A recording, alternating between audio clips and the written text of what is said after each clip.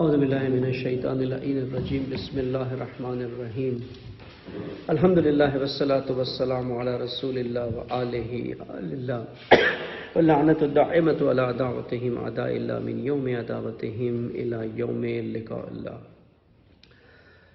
گفتگو ہماری اقدار اور اخلاق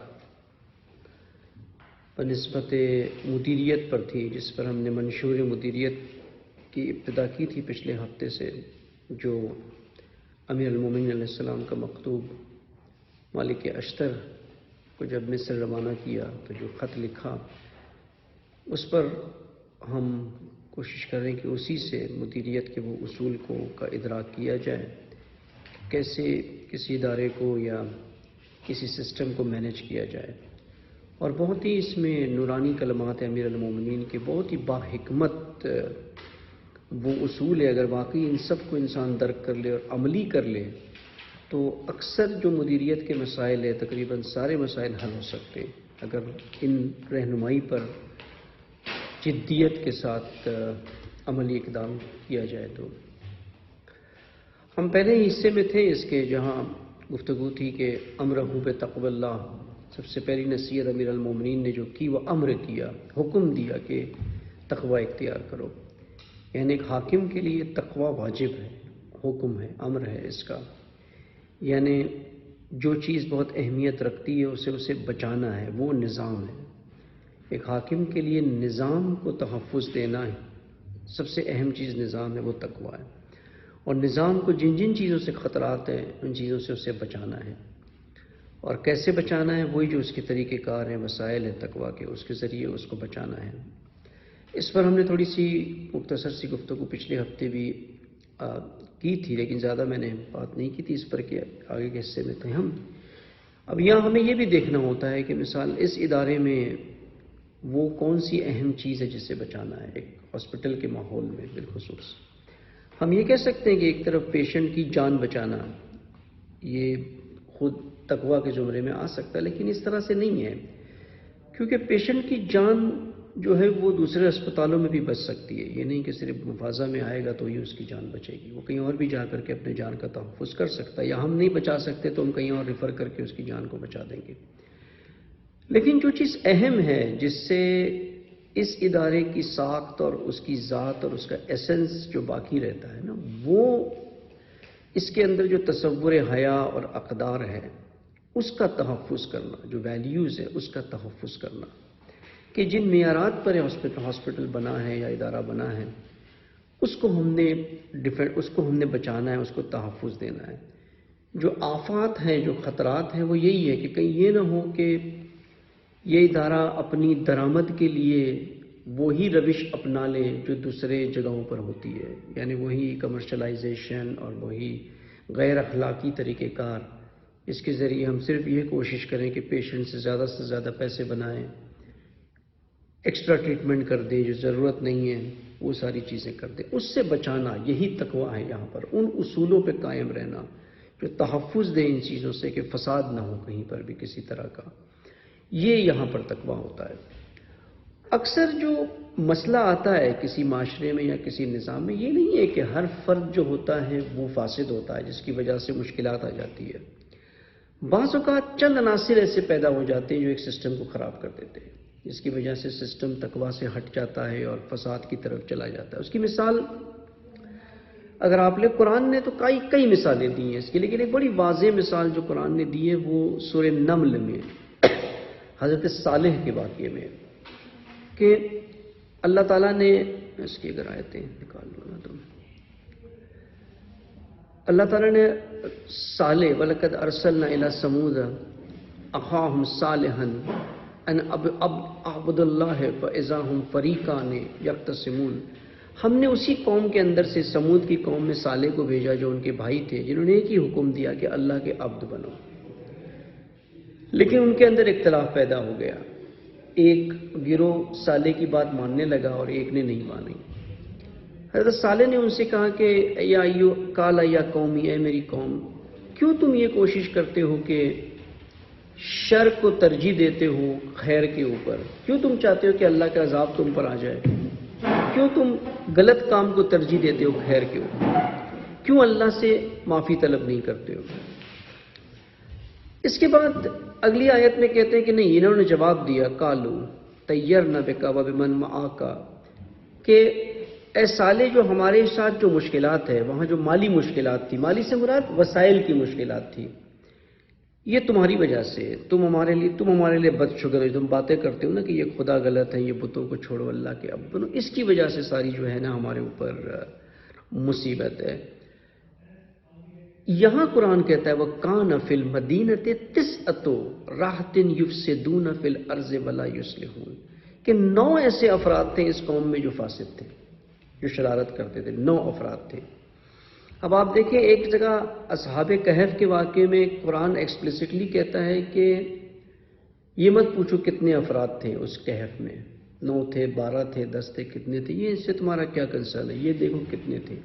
لیکن یہاں پر قرآن ایکسپلیسٹلی بتا رہا ہے کہ 9 افراد تھے، یعنی ایک قوم میں صرف فگر بتا رہا ہے کہ اتنے کم افراد تھے جو فاسدین تھے، اور انہی فاسدین کی وجہ سے اللہ تعالیٰ اس قوم پر عذاب لے آتا ہے۔ کیوں؟ کیونکہ یہ 9 فاسد تو تھے جو فساد کر رہے تھے، جو شر کر رہے تھے، لیکن باقی ساری قوم ان کے فساد پہ خاموش تھی، بے اعتنا تھی۔ اکثر نظاموں میں جو مشکل آتی ہے نا، سسٹمز میں یہی مشکل آتی ہے، چند افراد جو ہے وہ خراب کاری کر جاتے ہیں، باقی افراد دیکھ رہے ہوتے ہیں لیکن ان کو روکتے نہیں ہیں۔ نتیجہ کیا نکلتا ہے اللہ کی سنن کا کہ دونوں مجرم ہیں، فساد کرنے والا بھی مجرم ہے، فساد پر آنکھیں بند کرنے والا بھی مجرم ہے، سزا دونوں کو ملے گی۔ یہ سنن الہی ہے، یہ اللہ کی سنن ہے کہ اگر آپ نہیں روکتے ہو تو پھر اس کا نتیجہ یہی نکلے گا۔ اسی لیے تقوی کے ذریعے ہی تحفظ کرنا ہوتا ہے۔ امیر المومنین پہلا حکم مالک اشتر کو یہ دے رہے ہیں کہ تقوی اختیار کرو، اللہ کے ذریعے تحفظ پیدا کرو، تحفظ لاؤ اپنے سسٹم کے اندر، اپنے نظام کے اندر۔ اب اسی کئی مثالیں ہم لے سکتے ہیں، لیکن کیونکہ تقوی پہ اگر صاحب گفتگو کئی سالوں سے جاری ہے، اس لیے میں نے کہا اس پہ زیادہ ہم بات نہیں کریں گے، ہم اس کے اگلے پہلو کی طرف جاتے ہیں نا، وہ ایثار طاعتہ و اتباع ما امر بہ فی کتاب من فرائض و سننہا التی لا یسعد احد الا باتباعہا۔ امیر المومنین کہتے ہیں مالک اللہ کی اطاعت کو مقدم سمجھے، جن فرائض اور سنن کا اس نے اپنی کتاب میں حکم دیا ہے ان کی اتباع کرے، کہ انہی کی پیروی سے سعادت اور انہی کے ٹھکرانے اور برباد کرنے سے بدبختی دامنگیر ہوتی ہے۔ یعنی جو اصول بتا رہے ہیں نا کہ اگر آپ چاہتے ہو کہ کامیاب ہو جاؤ اپنی حاکمیت میں، اس کا ایک اصول تقوی ہے، اس کا تحفظ کرو۔ دوسرا اللہ کی اطاعت اور اس کے سنن کی پیروی کرو۔ اگر اللہ کی سنن کی اطاعت تو سمجھ میں آتی ہے کہ اللہ نے جو حکم دیا ہے اس کی پیروی کرو، جو حکم ہے اللہ کا وہ اطاعت ہے، اس کی اطاعت کرو۔ لیکن سنن کی پیروی سے کیا مراد ہے؟ سنن سے کیا مراد ہے کہ اللہ کی سنن یعنی وہ قوانین اللہ کے، وہ کسٹمز، وہ لاز جو کاز اینڈ افیکٹ کے قوانین ہیں، یعنی اگر ایک چیز آپ کرو گے تو اس کے نتیجے میں یہ اس کے کانسیکوینسز ہوں گے، جو خیر کے لیے بھی ہے، شر کے لیے بھی ہے، دونوں کے لیے۔ مثال سمپل اگر مثال لیں تو اگر آپ شکر کریں اللہ کا حقیقی شکر، تو اللہ کہتے ہیں میں نعمتوں میں اضافہ کروں گا۔ یہ سلیکٹیو نہیں ہوتا ہے۔ ہم تھوڑا سا ایک مسٹیک ہماری جو آئیڈیالوجی میں آتی ہیں سمجھنے میں، وہ یہ ہوتی ہے کہ ہم سمجھتے ہیں کہ چیزیں سلیکٹیو ہے، یعنی اللہ تعالیٰ بندے کو چنتا ہے کہ میں اس کو ہیلپ کر دوں گا، اس کو نہیں کروں گا، اس کو یہ کر دوں گا، اس کو وہ کر دوں گا۔ نہیں، اس طرح سے نہیں ہے۔ ایک سسٹم ہے قوانین کا، کاز اینڈ افیکٹ کا۔ اگر وہ سارے کازز اپنی جگہ فٹ ہوتے ہیں تو اس کے کانسیکوینسز وہی نکل کے آتے ہیں۔ یہی سنن الہی ہے، یہی اللہ کے ڈیوائن کسٹمز سے یا ڈیوائن لاز کہہ سکتے ہیں اس کو۔ یہ سنن قرآن میں پوری طرف، سارے قرآن میں آپ کو سنن ملتی ہے۔ یہ قوانین اللہ تعالیٰ نے قرآن میں دیے ہیں، انفرادی طور پہ بھی کہ کیسے انسان جو ہے فی النار ہو جاتا ہے، کیسے ایک معاشرہ جو ہے وہ برباد ہو جاتا ہے، نابود ہو جاتا ہے کن سنن کی وجہ سے، اور کیسے فلاح پا جاتا ہے۔ دونوں چیزیں موجود ہیں، فلاح یافتہ بھی کیسے ہوتا ہے اور نابود بھی کس طرح سے ہوتا ہے۔ اب اگر ہم اس کی مثال لیں، ایک آدھ مثال قرآن سے اگر ہم لے کر کے دیکھیں تو پتہ چل جائے گا سنن کیا ہے، تاکہ اس سے تھوڑا سا آئیڈیا ذہن کلیئر ہو جائے۔ اس کی بھی مثال جو ہے وہ آپ کو ملتی ہے سورہ، کئی مثالیں سنن کی، لیکن میں تھوڑی وہ مثال لیتا ہوں جو ریلیونٹ زیادہ ہوتی ہے سمجھنے کے لیے. سنن تو سارے قرآن میں آپ کو سنن ملے گی. یہ سورہ اسراء میں ہے. سورہ اسراء میں آیا نمبر ویسے تو 16 میں ہے، لیکن 14 سے یہ ماجرا شروع ہوتا ہے، سیاق اس کا 14 سے آتا ہے، جس میں اللہ تعالیٰ فرماتا ہے اقرا کتابے کا کفا بنفسک الیوم علیہ حسیبا. اپنی کتاب پڑھو. روز قیامت کے دن اللہ کہے گا اپنی کتاب پڑھو، نہ اللہ کی کتاب پڑھو. اپنے اعمال کی کتاب پڑھو، اور تمہارے اعمال کی کتاب خود کافی ہے تمہارے لیے حساب کرنے کے لیے. کسی اور نے آگے باہر سے حساب نہیں کرنا ہے کہ آپ نے کیا کیا، اچھا کیا. آپ کے اعمال کی کتاب یعنی خود جو شخصیت آپ کی بنی ہے اعمال کے ذریعے، یہی کتاب ہے. دیکھو اس کو، اور یہ سب کو نظر آئے گی پھر وہاں پر. من اہتدی فانما یہتدی لنفسہ ومن ضل فانما یضل علیہ ولا تزر وازرۃ وزر اخرى وما كنا معذبین حتی نبعث رسولا.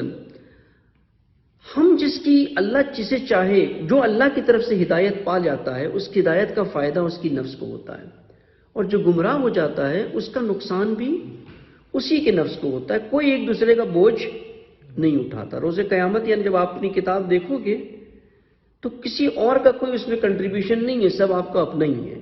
کوئی آپ کا بوجھ نہیں اٹھائے گا، کوئی آپ کے اعمال کو لے کے نہیں جائے گا برے وہاں پر. وما كنا معذبین حتی نبعث رسولا. ہم کسی بھی قوم کو اس وقت تک عذاب نہیں دیتے جب تک اس کے درمیان ایک رسول مبعوث نہیں کرتے. یعنی یہ ایک سنن آ گئی یہاں پہ کہ اللہ کا قانون کیا ہے، کسی قوم پر بھی عذاب اس وقت تک نہیں آتا ہے جب تک اس میں رسول جو اللہ کا پیغام لے آئے اور ان کو پہنچا نہ دے. یعنی حجت تمام ہونے سے پہلے عذاب نہیں آتا کسی قوم پر. اب ایک اور سنن یہ کیسے ہوتا ہے، اگلی ہی آیت میں وَإِذَا أَرَدْنَا أَن نُهْلِكَ قَرْيَةً أَمْرَنَا مُعْتَرَفِيهَا. جب ہم یہ ارادہ کرتے ہیں کہ کسی قریے کو، کسی بستی کو، کسی آبادی کی جگہ کو نابود کر دے، تو ہم کیا کرتے ہیں وہاں؟ ہم ان کے اندر جو معترفین طبقہ ہے، معترف طبقہ کسے کہتے ہیں؟ وہ لوگ جن کے پاس آسودگی ہے زندگی میں، کمفرٹیبل لائف ہے، اور اتنا مال ہے، اتنی دولت ہے، اتنی ثروت ہے کہ وہ بدمستی میں ہوتے ہیں، یعنی انجوائے کر رہے ہوتے ہیں لائف کو. بالکل ان کو اپنی زندگی کے مقصد کے بارے میں، کسی کے بارے میں فکر نہیں. یہی جو آج بھی دیکھے تو بھرا پڑا ہے معاشرہ معترف طبقے سے، جو بڑے بڑے ریسٹورنٹس میں، مالوں میں، شاپنگ سینٹرز میں، بڑے بڑے برانڈز کے پیچھے ان چیزوں میں لگے ہوئے ہوتے ہیں سارا دن رات. یہ معترف طبقہ ہے. اب معترف سے مراد یہ نہیں ہے کہ بل گیٹس ہونا چاہیے صرف وہی معترف ہے، نہیں. ہر معاشرے میں آپ کو یہ طبقہ ملے گا. اللہ تعالیٰ کیا کرتا ہے؟ اللہ کہتا ہے ہماری سنن کیا ہے کہ ہم ان کو امر کرتے ہیں کہ اللہ کی اطاعت کرو. ان کو ہم حکم دیتے ہیں. یہ معترف طبقہ جو ہے ان کو حکم دیتے ہیں کہ اللہ کی اطاعت کرو. یعنی جو تمہارے پاس مال اور ثروت ہے اسے راہ خدا میں لگا دو. یہ ہدایت ہم ان کو کرتے ہیں، ان کو یہ امر دیتے ہیں، لیکن اس کے نتیجے میں وہ کیا کرتے ہیں؟ فَفَسْقُوا فِيهَا. وہ فسق کرتے ہیں، وہ قوانین کو توڑ دیتے ہیں، وہ باہر نکل جاتے ہیں، حدوں کو کراس کر دیتے ہیں. فَحَقًّا عَلَيْهَا قَوْلًا. اب جب یہ وہ کام کرتے ہیں تو اللہ کا قول حق ہو جاتا ہے. یعنی سنن جو ایک ٹریگر، آپ سمجھیے ٹریگر پوائنٹس، سنن الہی ٹریگر پوائنٹس ہوتی ہیں. وہ آ کر کے وہاں ٹریگر کر جاتا ہے یہ قانون. وہ قانون کیا ہے؟ فَدَمَّرْنَهَا تَدْمِيرًا. پوری طریقے سے ہلاکت اور نابودی. یعنی معترف طبقہ بھی جو معاشرے میں ہوتا ہے، ایلیٹ کلاس، اس سے اللہ تعالیٰ ہدایت کرتا ہے کہ تمہارے آگے یہ توفیقات ہیں تمہارے سامنے ان کاموں کو کرنے کی جس سے معاشرے کی اصلاح ہو سکتی ہے. اگر نہیں کرو گے، اس کے بدلے فسق کر جاؤ گے آپ، تو پھر نتیجہ کیا ہوگا کہ ہم پورے معاشرے کو، پورے قریہ کو جو ہے وہ نابود کر دیتے ہیں. اور یہ نہیں ہے کہ صرف یہ تاریخ میں انبیاء کے قریات کے ساتھ ہوا ہے، یہ ہر جگہ اسی طریقے سے ہو رہا ہے. اب اس کی کئی مثالیں ہم لے سکتے. ایک مثال انڈیا ہے اس وقت جو ہو رہا ہے. وہاں پر معترف طبقہ وہاں موجود ہے، مسلمانوں کے اندر موجود ہیں بڑے بڑے، ایسے تو نہیں ہے جو آسودگی کے ساتھ زندگی گزار رہے ہیں، بزنس مین بھی ہیں، بڑے بڑے کروڑوں ہیں، سب کچھ ہے ان کے پاس، لیکن اللہ کے امر کے اوپر انہوں نے اس کی اطاعت نہیں کی بلکہ فسق میں ہے. فساد میں ہے۔ نتیجہ کیا نکل رہا ہے؟ پورا کریا، پوری آبادی مسلمانوں کی اس وقت ہلاکت کے دہن پہ چلی گئی ہے کہ نابود ہو جائے۔ کسی بھی نظام میں وہ طبقہ جو معترف ہے، جس کے پاس ترفہ ہے، جس کے پاس یہ وسائل موجود ہے، آسودگی کی کمفرٹیبل لائف گزار رہا ہے، مال ہے، ثروت ہے، اگر وہ فسق کرے اللہ بعد اس کے کہ اسے ہدایت مل جائے، وہ معاشرہ نابود ہو جاتا ہے۔ یہ سنن ہے۔ اب امیر المومنین یہاں پہ یہی فرما رہے ہیں مالک اشتر کو کہ تم نے کیا کرنا ہے، آپ نے کیا کرنا ہے، آپ نے کیا کرنا ہے؟ کہا کہ اللہ کی اطاعت کو مقدم سمجھے، یعنی ہر چیز پہ پرائرٹی جو ہے وہ اللہ کی اطاعت ہے۔ پرائرٹی آپ کی لائف میں اطاعت خدا ہونی چاہیے، اور جن فرائض اور سنن کا اس نے اپنی کتاب میں حکم دیا، یعنی اللہ کی کتاب میں، ان کی اتباع کرے، ان کی پیروی کرے، ان سنن کو سمجھے، اس کے مطابق اپنی زندگی انفرادی اجتماعی کو گزارے۔ ابھی کیونکہ قرآن سے دوری اتنی ہے، اس لیے ان سنن کی طرف ہم آتے ہی نہیں، ہمیں اندازہ ہی نہیں ہوتا ہے اس کا کہ وہ سنن الہی ہے کہاں قرآن میں، جبکہ آپ کو بارہا ملتے جائے گی سنن الہی۔ جب انسان سنن الہی کو سمجھ لیتا ہے اور اس کو فالو کرنے لگ جاتا ہے، بہت سی چیزیں اس کے سامنے بالکل کلیئر ہو جاتی ہے، ٹرانسپیرنٹ ہو جاتی ہے کہ یہ چیز کیوں ہو رہی ہے، یا اس سے نکلنے کے لیے وہ کون سی سنن ہے جو اس مشکل سے باہر نکالے گی۔ مثال خود دعا استغفار ایک سنن الہی ہے، جس کے ذریعے بہت سے مسائل حل ہو جاتے ہیں اگر ان شرائط کے ساتھ ہو تو۔ خود ایک سنن ہے وہ۔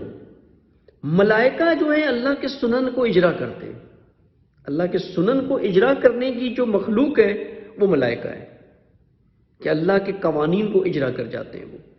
تو یہ چیز ان کی اتباع کرنا، اسی سے سعادت ہے، اور انہی کو ٹھکرانے سے بربادی اور بدبختی دامنگیر ہوتی ہے۔ سنن کو جو پیروی کرے گا، اللہ کے اصولوں کی جو قوانین کی پیروی کرے گا، اس کو نیچرلی اس کو سعادت ملے گی۔ پھر کہہ رہے ہیں کہ وَإِن، اور اپنے دل، زبان اور ہاتھوں سے، وَإِن يَنْصُرُ اللَّهِ سُبْحَانَهُ بِيَدِهِ وَقَلْبِهِ وَلِسَانِهِ، اللہ کی نصرت کرو، اے مالک اللہ کی نصرت کرو۔ کیسے نصرت کرو؟ اپنے دل سے، اپنے زبان سے، اپنے ہاتھوں سے، یعنی جہاں ہاتھوں سے کر سکتے ہو وہاں ہاتھوں سے کرو، جہاں زبان سے کر سکتے ہو وہاں زبان سے کرو، اور اگر زبان اور ہاتھ دونوں مقید ہیں، نہیں کر سکتے اس سے، تو کم از کم دل سے تو نصرت کرو، دل سے تو اس کا ساتھ دو، دل سے تو اس کی مدد کرو۔ یعنی مثال یہ ادارہ ہے، اب یہ ایک خیریہ ہے ادارہ، حتماً خیریہ، اس میں کوئی شک نہیں ہے، ایک جامعہ کے تابع ہے۔ اب کیا کرنا چاہیے عوام کو؟ اس کے ساتھ نصرت کرنی چاہیے۔ کوئی ہاتھوں سے یعنی مال سے کر سکتا ہے، مال سے کریں، کوئی اپنے فن سے کر سکتا ہے، اپنے فن سے کریں، اپنے زبان سے کر سکتا ہے، جس طرح سے کر سکتا ہے۔ کوئی کچھ نہیں کر سکتا، اگر دور بیٹھا ہے تو کم از کم دل سے اس کے لیے ہمدردی رکھیں۔ لیکن کوئی آ کر کے مخالفت کرنا شروع کر دے، کوئی آ کر کے نقائص نکالنا نقائص ہوتے ہیں اپنی جگہ، کنسٹرکٹیو طریقے سے نکالنا اور چیز ہوتی ہے، لیکن اس کو خواہ مخواہ ایک ایشو بنانا شروع کر دے، یا تنقید کرے، لوگوں کو دور کرے، حاضل بن جائے ناصر کے بجائے، کمزور کرنا شروع کر دے۔ یہ امیر المومنین کا حکم ہے کہ نصرت کرے، لیکن کوئی اس کے برعکس کرنا شروع کر دے، یہ تو امیر المومنین کی مخالفت ہے۔ پھر یہاں پر اللہ کی نصرت کرو اے مالک ان چیزوں سے، اس میں لگے رہو۔ کیوں؟ اس لیے فَإِنَّهُ جَلَّ اسْمُهُ قَدْ تَكَفَّلَ بِالنَّصْرِ مَن نَّصَرَهُ، کیونکہ اللہ سبحانہ نے ذمہ لیا ہے کہ جو اس کی نصرت کرے گا اور جو اس کی حمایت کے لیے کھڑا ہوگا، وہ اسے عزت و سرفرازی بخشے گا۔ یہ خود ایک سنن ہے، یہ آیت قرآنی ہے نا کہ اللہ کی نصرت کرو تو اللہ آپ کی مدد کرے گا۔ تو اللہ کی راہ میں جو بھی چیز ہے، جو بھی کام اللہ کے لیے ہو رہا ہے، اس کی نصرت کرنا اللہ کی نصرت ہے۔ اب اس کی نصرت کرنے سے نتیجہ کیا نکلے گا؟ اللہ آپ کو سرفرازی بخشے گا، اللہ آپ کو عزت دے گا، اللہ آپ کو سعادت دے گا، اگر اللہ کی راہ میں ہونے والے کام کی نصرت کی جائے تو۔ یہ چند امر تھے جو امیر المومنین نے پہلے دیے۔ اب اس کے بعد پھر آگے کچھ اور حکم دیے، وَأَمْرَهُ أَنْ يَقْصِرَ نَفْسَهُ عِنْدَ الشَّهْوَاتِ۔ اب یہ منفیت کی طرف ہے، یعنی کن چیزوں سے بچنا ہے آپ نے مالک۔ اس کے علاوہ یہ بھی حکم ہے کہ وہ نفسانی خواہشاتوں کے وقت اپنے نفس کو کچلے اور اس کے منہ زوریوں کے وقت اسے روکے، کیونکہ نفس برائیوں کی طرف لے جانے والا ہے، مگر یہ کہ خدا کا لطف و کرم شامل حال ہو۔ یعنی انسان کا نفس جو ہے ہمیشہ اسے برائی کی طرف لے جاتا ہے، ہمیشہ اسی کی طرف لے جاتا ہے۔ نفس کا رجحان خواہشات کی طرف ہوتا ہے، اس لیے کیا کرنا ہے، اس نفس کو کچل دے، اس کو دبا دے۔ جب بھی یہ طغیان اٹھے اندر سے، خواہشات اس کے اندر اٹھے، نہیں روکو گے یہ آگے چلا جائے گا، اور نہیں رک سکتا انسان، بہت ٹف ہے۔ ایک بار آگے ایک لمٹ کراس کر جائے نفس کی خواہشات، ماں صرف خدا کا لطف و کرم شامل حال ہو۔ اور خدا کا لطف کیسے شامل حال ہوتا ہے؟ میں نے وہ موضوع ہم نے دو گفتگو شاید کی تھی اس پہ، اخلاص پر، اس سے پہلے جو تمہیدی بحث کی تھی یہاں اس منشور تک پہنچنے کے لیے، وہ یہی تھی، اہم قدریں جو بیان کی تھی۔ اس میں ایک روایت تھی نا رسول اللہ کی کہ تمام الاخلاص اجتباء المحارم، یعنی مخلص کی صفت میں یہ ہے کہ وہ حرام کی طرف نہیں جاتا۔ اگر کوئی دعویٰ کرتا ہے نا، میں نے کہا کوئی مخلص ہو کہ میں دعویٰ کرتا ہوں کہ میں جو کچھ کر رہا ہوں اللہ کے لیے کر رہا ہوں، تو یہ دیکھ لے کہ حرام کی طرف جاتا ہے کہ نہیں جاتا۔ اگر حرام کی طرف نہیں جاتا ہے تو مخلص ہے، اخلاص بھی ہو اور حرام کی طرف بھی جا رہا ہو یہ ناممکن ہے۔ یعنی مخلص ہی وہ ہوتا ہے جسے اللہ بچا لیتا ہے جب نفس اس پر غالب آتا ہے، یعنی جو حرام سے بچنا چاہتا ہے لیکن پھر بھی پھنس جائے نفس کی خواہش میں، تو اسے کون بچاتا ہے؟ اسے اللہ کی ذات بچاتی ہے۔ یعنی اگر آپ سورہ یوسف میں دیکھیں، اللہ حضرت یوسف کے واقعے میں جب زلیخا کا واقعہ جو ہوا، اس میں خود قرآن کی آیت کلیئرلی کہتی ہے یہاں پہ یوسف سے کہ وَلَقَدْ ہَمَّتْ بِهِ، اور اس عورت نے ہم کیا تھا۔ ہم یعنی ایک بہت ہی شدت کے ساتھ، یعنی کسی چیز کو پگھلا دے، اتنا شدید ارادہ اس عورت نے ہم کیا تھا، اور اتنا شدید ارادہ تھا، قرآن کہہ رہا ہے وَحَمَّ بِهَا لَوْلَا، حتیٰ کہ یوسف بھی اس کے ارادے کے آگے سبمٹ ہو جاتے۔ اتنا شدید ارادہ تھا کہ سارے کمرے بند کر دیے اور ایک شہوانی ماحول بنا دیا۔ اب یہ قرآن کہہ رہا ہے کہ یوسف بھی اس کے اندر گرفتار ہو جاتے، اگر کیوں نہیں ہوئے؟ ان راء برہان ربہ، یوسف نے اللہ کے برہان کو دیکھا تھا، برہان خدا، یعنی وہ دلیل جو الوہیت پر دلیل ہے، اللہ کے اوپر ایمان کی جو دلائل ہے، اس کا مشاہدہ یوسف نے کیا تھا۔ مثلا ہمارا ایمان جو ہے وہ انٹلیکچوئل ایمان ہے، عاقلانہ ایمان ہے، قلبی ایمان نہیں ہے۔ ہم عقل سے ساری چیز کو مانتے ہیں کہ اللہ ہے، اللہ ایک ہے، اللہ نے دنیا بنائی ہے، اللہ نے خلق کیا ہے، اللہ نے نبی بھیجے، اللہ نے امام بھیجا ہے، قیامت آنے والی ہے، لیکن قلب کے اندر وہ چیز راسخ نہیں ہے ابھی، کہ وہ ہمارا عمل بتاتا ہے کہ نہیں ہے راسخ اندر۔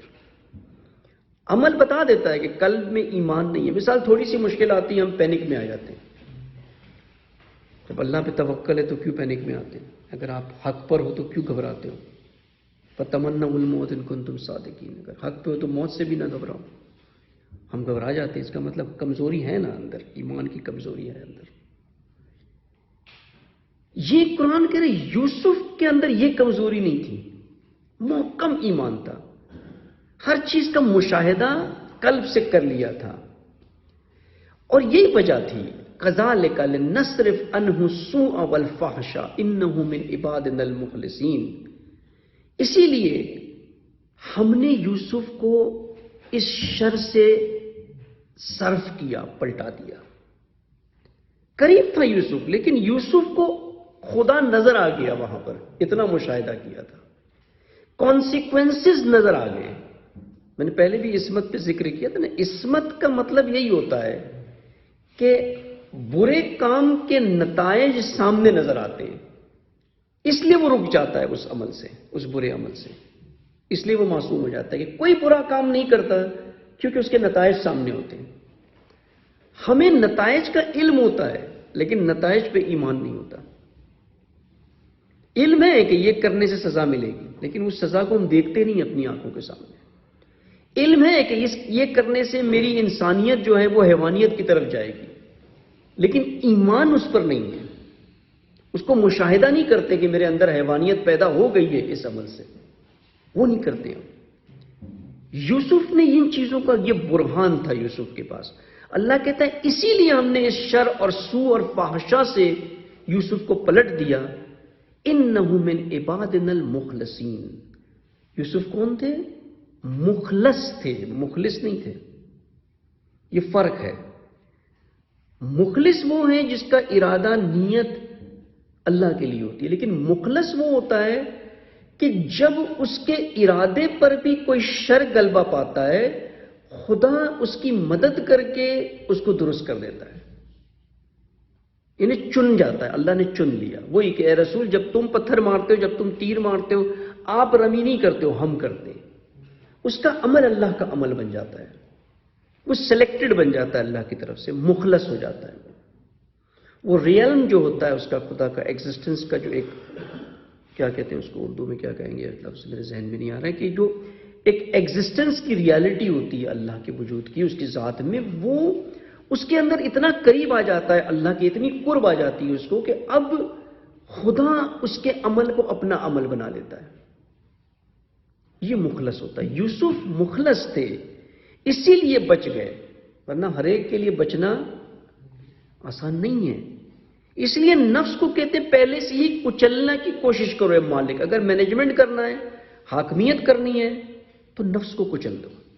چھوٹی چھوٹی باتوں میں کچلو، چھوٹی چھوٹی چیزوں میں نفس کو رام جب انسان کرے گا تب ہی بڑی جگہوں پہ روک سکتا ہے، تب کر سکتا ہے. وہ مثال ٹیبل پہ بیٹھے ہیں، 4 بندے بیٹھے ہیں، اب 2 کپ چائے کے آ گئے وہاں.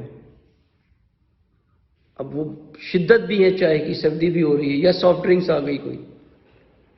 اب یہاں دوسرے بھی بیٹھے ہوئے ہیں، بہت اکثر دیکھو کہ فوراً بندہ اٹھا لیتا ہے وہاں سے. یہاں رام کریں چھوٹی چھوٹی چیزوں کو، نفس کو، خواہشات کو مارے یہاں پر. یہ چیز جو ہے پختہ کرتی ہے آگے بڑے میادین میں جانے کے لیے، بڑے جو کام ہوتے ہیں اس کے لیے پھر پختگی یہاں سے آتی ہے. یعنی اور ایک جگہ قرآن نے جو بیان کیا ہے کہ بل اتبع الذین ظلموا اہواءہم. وہ جو ظالم ہوتے ہیں وہ کون ہوتے ہیں؟ وہ اپنے نفس کی اتباع کرتے ہیں، ہوا کی پست کاموں کی اتباع کرتے ہیں، بغیر علم، بنا علم کے کہ یہ صحیح ہے غلط ہے، میں کیا کرنے جا رہا ہوں سوچتے تک کہ نہیں ہے. جہاں نفس لے جاتا ہے وہیں پہنچ جاتے ہیں، جہاں نفس لے جائے. سوچتے نہیں ہے کہ میں کہاں بیٹھا ہوں، کس ادارے میں بیٹھا ہوں، کس جگہ پر ہوں، اس کا نقصان کس کو ہوگا. مثال بیت المال ہے، اب اسراف کر رہا ہے کوئی بیت المال کے اندر، لائٹ جل رہی ہے، اے سی چل رہا ہے فضول میں.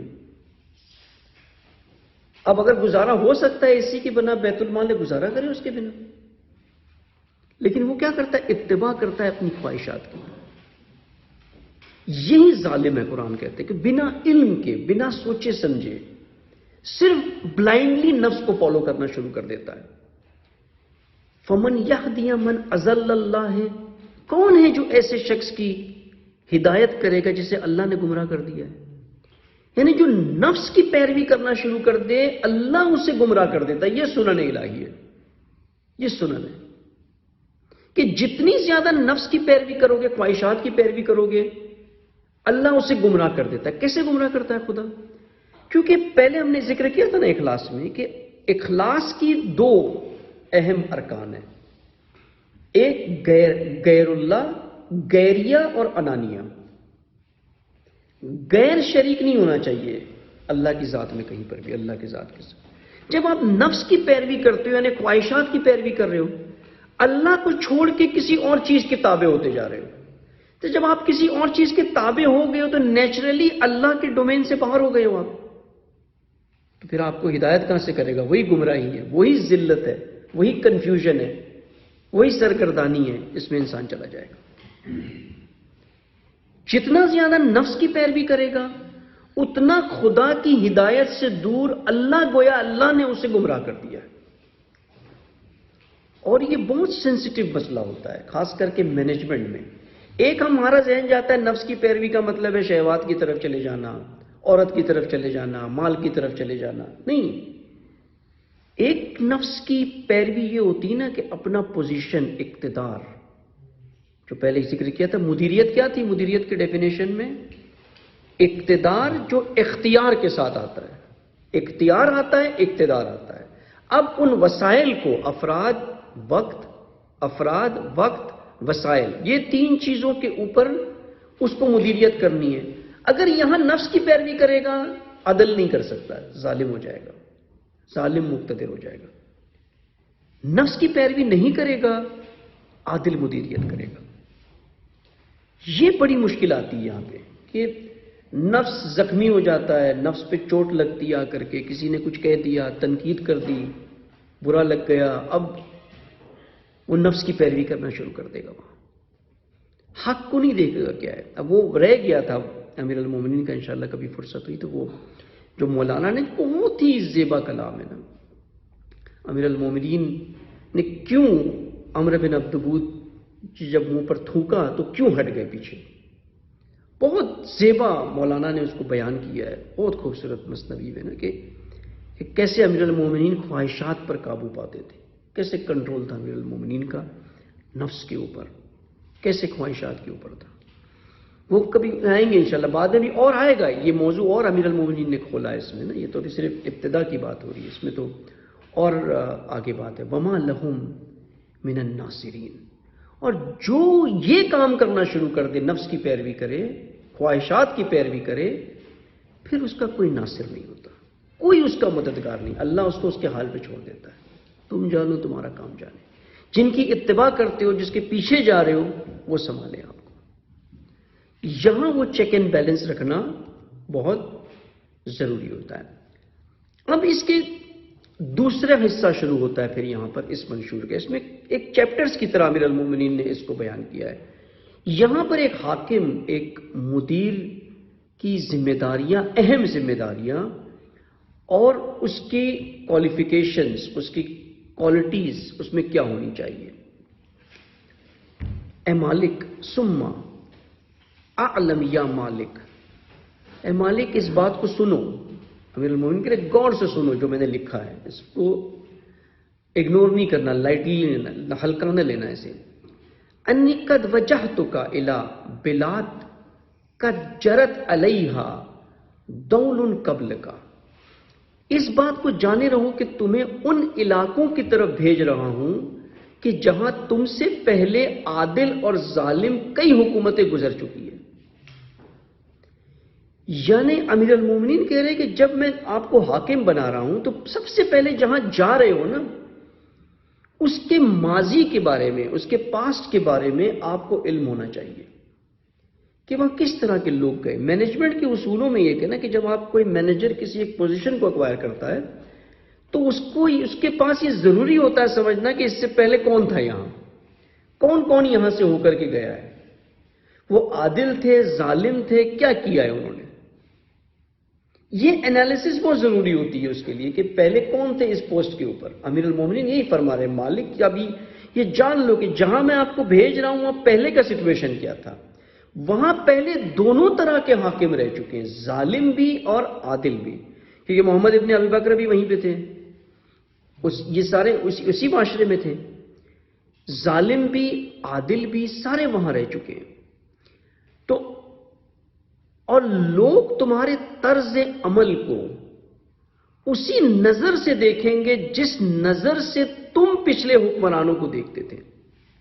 یعنی تم بھی پہلے جو تھے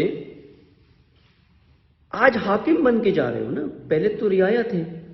آپ بھی حاکموں کو ایسے ہی دیکھتے تھے نا، اسی نظر سے کہ کون عادل حاکم ہے، کون ظالم حاکم ہے. تو لوگ بھی آپ کو اسی نظر سے دیکھیں گے کہ یہ حاکم عادل ہے یا ظالم ہے. یعنی یہ ٹیبل جو ہے نا وہ پلٹ جائے گا. یہاں پر پہلے آپ لیڈر نہیں تھے، اب آپ لیڈر ہو گئے ہو. اب جب اس پوزیشن میں آئے ہو تو لوگوں نے آپ کو اسی طرح سے دیکھنا ہے جیسے آپ پہلے دوسرے حاکموں کو دیکھتے تھے.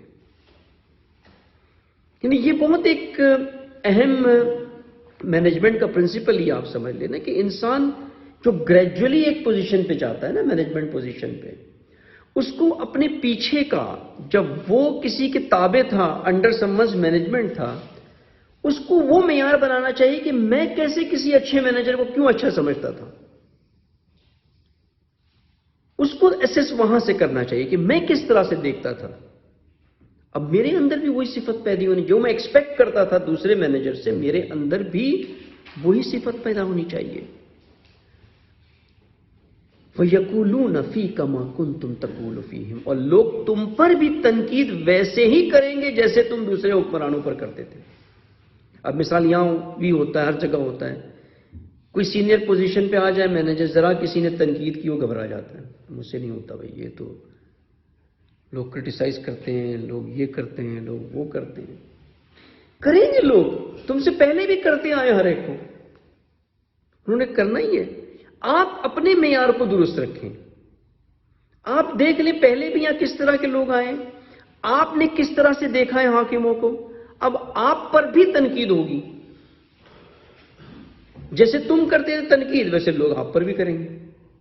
تو اس کے لیے آپ کو پریپیئرڈ رہنا ہے، آپ کو ریڈی رہنا ہے اس کے لیے کہ یہ کام ہونا ہے آپ کے ساتھ. انما یستدل علی الصالحین بما یجری اللہ لہم علی السن عبادہ.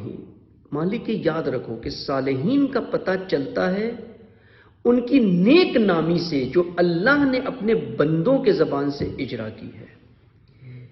یعنی بہت ہی ایک وسیع اس کے اندر جو ہے نا مفاہیم ہے. اگر اس کو صرف یہی کھولے نا کہ صالحین جو معاشرے میں ہوتے ہیں وہ کیسے پتہ چلے کہ کون سا فرد صالحین ہے.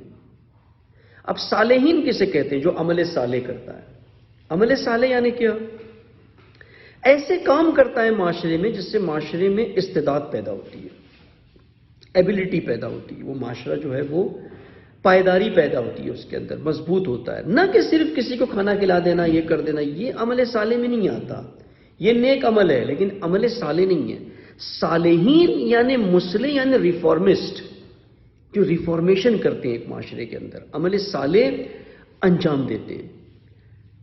صالحین کا پتہ چلتا ہے ان کی نیک نامی سے، ان کے ریپوٹیشن سے.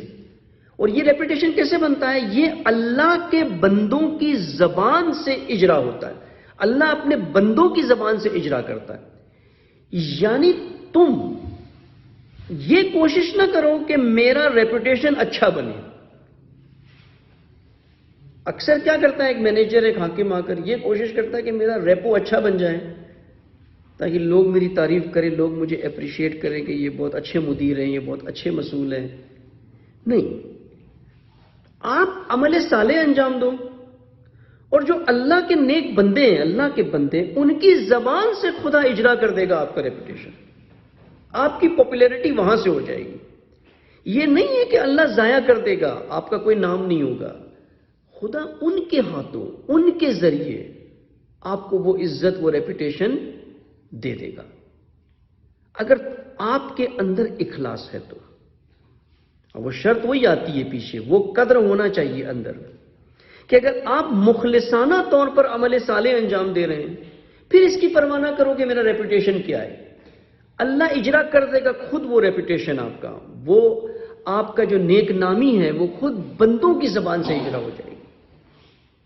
لوگ خود آپ کو ریپوٹیشن. مثال امام خمینی نے کوئی اپنے آپ کو پاپولر نہیں کیا. کیسے پاپولر ہو گئے امام خمینی کو؟ کیسے یہ نیک نامی مل گئی؟ بندوں کے ذریعے ملی نا، ایک ملت کی زبان سے، ساری دنیا کی زبان. کس نے کیا؟ یہ اللہ نے اجرا کیا. مثال شہید قاسم سلیمانی، کتنے جانتے تھے شہید قاسم سلیمانی کو دنیا میں؟ لیکن شہادت کے بعد آپ دیکھیں، کیونکہ عمل صالح انجام دیا، مخلصانہ طور پہ عمل صالح انجام دیا. خلوص کے ساتھ جب عمل صالح انجام دیں تو خدا خود بخود اس نیک نامی کو اجرا کر دیتا ہے اپنے بندوں کے ذریعے سے. ان الذین آمنوا وعملوا الصالحات سیجعل لهم الرحمن ودا. اللہ کیا کہتا ہے کہ جو لوگ ایمان رکھتے اور عمل صالح انجام کرتے ہیں، خدا وہ رحمان ذات اس کی ان سے محبت کرتی ہے، ان کو اپنے قریب کر لیتی ہے اور اپنی مخلوق کے قریب کر لیتی ہے، مخلوق کے دل میں ان کی محبت پیدا کر دیتی ہے۔ یہ اللہ کی سنن ہے۔ ہم کوشش میں لگے رہتے ہیں کسی طرح سے میرا نام اچھا ہو جائے، میری تعریف ہو جائے، میرا ریپوٹیشن بن جائے، لیکن مخلصانہ طور پہ اگر کام کرو گے خود بخود وہ بن جائے گا۔ یہ نہیں ہے کہ دین صرف آخرت میں آ کر کے آپ کو وہ کریڈٹ دے گا کہ آخرت میں پتا چلے گا کہ آپ بہت عمل صالح کرتے تھے، نہیں، دنیا میں ہی خدا اس کو اجرا کر دے گا، دنیا میں ہی لوگوں کی زبان سے اللہ اجرا کر دے گا۔ اس لیے کیا کرو، امیر المومنین کہتے ہیں فَلْيَكُنْ أَحَبَّ الذَّخَائِرِ إِلَيْهَا الذَّخِيرَةُ عَمَلَ الصَّالِحِ، لہذا ہر ذخیرے سے زیادہ تمہیں پسند عمل صالح کا ذخیرہ ہونا چاہیے۔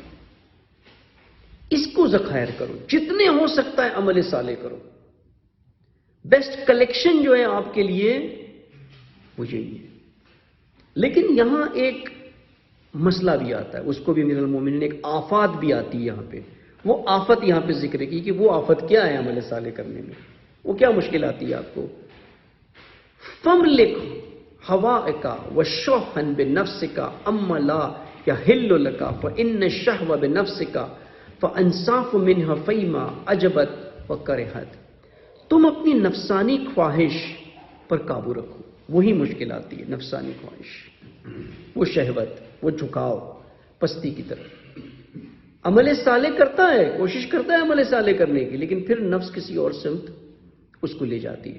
اور جو مشاغل تمہارے لیے حلال نہیں ہیں ان میں صرف کرنے سے اپنے نفس کا جائزہ لو یا بخل کرو، نہ کود پڑو فوراً۔ یعنی جو چیز کرنے چاہتے ہو پہلے چیک کرو کہ تمہارے نفس کیا کہتی ہے، واقعی جائز ہے یا ناجائز ہے۔ اس کا ہر سٹیج پہ اس کو ایسیس کرو۔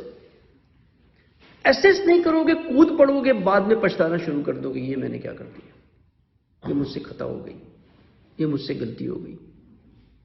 پھر وہ صالحات کا ذخیرہ نہیں بنے گا یہاں پہ، کیونکہ نفس کا جائزہ لینا عمل سے پہلے ہی کہ نفس اپنی پسند اور ناپسند کے آدھے راستے میں رک جاتا ہے۔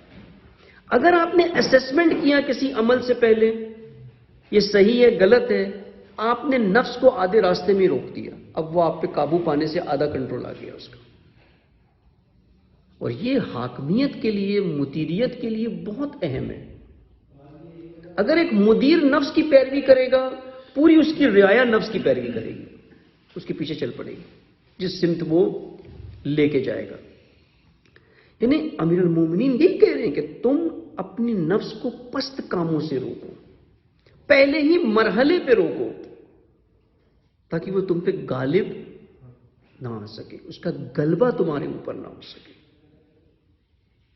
اسی سے عمل صالح کا ذخیرہ ہوگا، اسی سے آپ معاشرے میں معروف کر دے گا اللہ آپ کو اپنے بندوں کی زبان سے، آپ کا ریپوٹیشن اس سے بنے گا۔ مثال یہ اسپتال ہے، اس کا ریپوٹیشن بنانا ہے، کیسے بنائیں ہم؟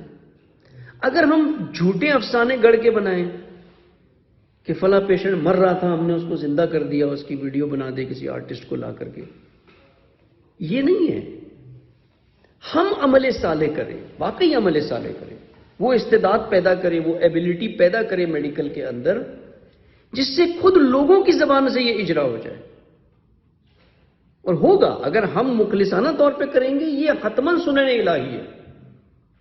اللہ کہہ رہے ہیں جو ایمان لاتے ہیں اور عمل صالح کرتے ہیں، اللہ اپنی مخلوق کے دل میں ان کے لیے ود، ان کے لیے محبت پیدا کر دیتا ہے۔ یہ نیچرلی ہوگا کیونکہ یہ سنن ہے۔ ہم نہیں کریں گے عمل صالح، نفس کی پیروی کریں گے یہاں، پھر یہ کام نہیں ہوگا، پھر مس ریپوٹیشن ہوگا، پھر ریپوٹیشن نہیں ہوگا۔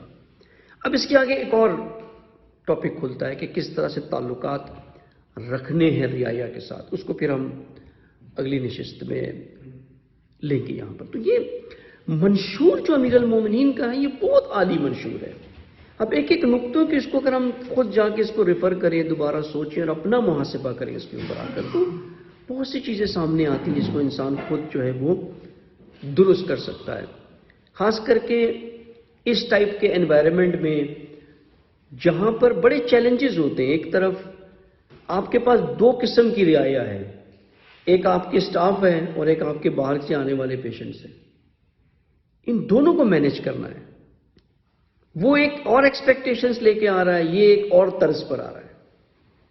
اب ان دونوں کو مینیج کرنا ہے. یہیں سے یہ مدیریت کے اصول نکلتے. کوئی اصول کہیں اپلائی کرتا ہے، کوئی اصول کہیں اور اپلائی کرتا ہے. لیکن کلن امیر المومنین قانون کیا بتا رہے ہیں کہ to be a successful manager عمل صالح کرو مخلصانہ طور پہ، اور آپ کو پتا چل جائے گا کہ آپ خالص عمل صالح کر رہے ہو یا نہیں کر رہے ہو کہ لوگوں کی زبان سے اجرا ہو جائے گا. اور اگر نہیں کر رہے ہو تو کیوں نہیں کر رہے ہو؟ آپ شہوات کے پیچھے ہو، آپ نفس کے پیچھے ہو. مثال یہی حیا اور حیات کا جو تصور ہے نا، یہاں ہاسپٹلس میں ایک بڑا فساد یہی ہے. نرسز اور ڈاکٹرز کی مکسنگ، اور یہ بڑا فساد ہے. سارے اسپتالوں میں یہ فساد ہے. اس فساد سے بچنا، یہی شہوت سے، یہ بھی ایک ہوا ہے نا، پستی ہے. اس سے بچو گے تو عمل صالح کرو گے نا. اس سے نہیں بچو گے، اس چکر میں لگے رہو گے تو کہاں سے عمل صالح ہوگا؟ یہ شہوت ہے، ہوا ہے. مثال کنسلٹنٹ سے کمیشنز کے لیے سب کچھ کر رہا ہے. وہ گائنی ہے، صرف کمیشن کے لیے سرجری کرا رہی ہے، نارمل ڈیلیوری نہیں کر رہی ہے. یہ شہوات ہے ساری، یہ ہوا ہے. وہ عمل صالح تو نہیں ہے نا. پھر لوگوں کی زبان سے اجرا نہیں ہوگا. یہ اللہ نہیں کرے گا. وہ سنن ٹریگر نہیں ہوگی یہاں پہ کہ آپ معروف ہو جائیں. مخلصانہ طور پہ ہر فرد عمل صالح کرے، ایبیلٹی کو بڑھائے، وہ کام کرے ادارے کے لیے جس سے اس کی استعداد بڑھے، اس کا پوٹینشل بڑھے، اس کی ایبیلٹی بڑھے. پھر آپ دیکھیں کیسے رشد کرتا ہے، کیسے خدا سعادت دیتا ہے، کیسے مشکلات ساری جو ہے وہ برطرف ہو جاتی ہے. یہی وہ بیج ہے جو ڈالنے ہیں. اتنے مضبوطی سے ڈال دے، اتنے محکم ڈال دے کہ آنے والی نسلوں میں، یعنی یہ جو ویژن ہے ہمارا نا، کہ ایک ایتھیکل میڈیکل سسٹم پیش کیا جائے، دنیا کو متعارف کیا جائے کہ اس شعبے میں بھی. اب یہ شعبہ ایسا ہو گیا نا ان مملکتوں میں کہ ایتھکس نہیں ہے. ہم سمجھتے تھے ویسٹ میں ایتھکس ہیں میڈیکل میں، لیکن وہاں بھی اب پینڈیمک میں پتا چل گیا کہ کوئی ایتھکس نہیں ہے. کوئی بھی ایتھکس وہاں بھی نہیں ہے. صرف فری ٹریٹمنٹ ہے لیکن ایتھکس نہیں ہے. جس کو مارنا ہے مار دیا پینڈیمک میں، جس کو بچانا ہے بچا لیا. جتنا میل ٹریٹمنٹ کیا، جتنا لوگوں کو سفر کرایا، پتا چل گیا نہیں ہے ایتھکس. ساری دنیا میں کہیں طب میں ایتھکس نظر نہیں آتی. یہ اس کا مطلب یہ نہیں کہ یہ امپاسبل ہے. یہ تو فساد ہے نا.